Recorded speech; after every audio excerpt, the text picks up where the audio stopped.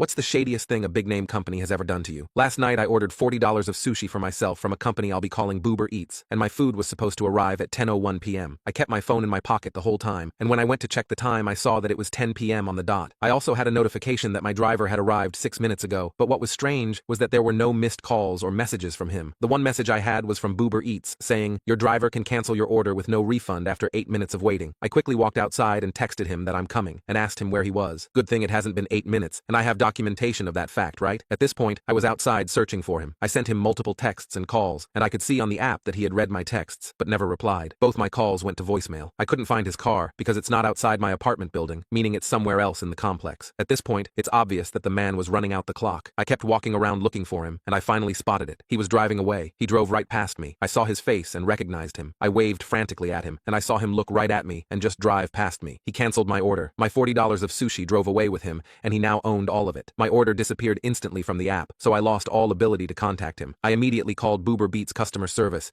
and here's where it somehow got even more ridiculous. The person I'm speaking to wasn't just scripted, they weren't even trying not to sound scripted. I explained in detail what happened. She seemed to absorb none of these details, and in a conversation so circular it made me dizzy. She managed to repeat herself 7 times. "It shows here your driver waited over 9 minutes, so it is impossible for us to offer a refund." Yeah, and I couldn't find him for those 9 minutes because he never contacted me and dodged my calls once I checked and saw he was there, and then he saw me and drove away anyway. Does she care? Of course not. She repeats herself mechanically. Zero listening. I ask if there's someone else who can offer a refund, so she says, "I can transfer you to my supervisor," and I go on hold for about 2 minutes. The line picks back up, and who answers? The same woman, claiming to be a supervisor. She reads from the same script, acknowledges nothing I say, and I wished her a good night and ended the call. I ended up calling my bank to reverse the charge, and even though it was 11 at night, I had no problem explaining the situation to them, and it was a quick, pleasant call. Shout out to my bank for actually listening to me when I got robbed by another company's delivery driver. I got my $40 back, but regardless, F Boober Eats.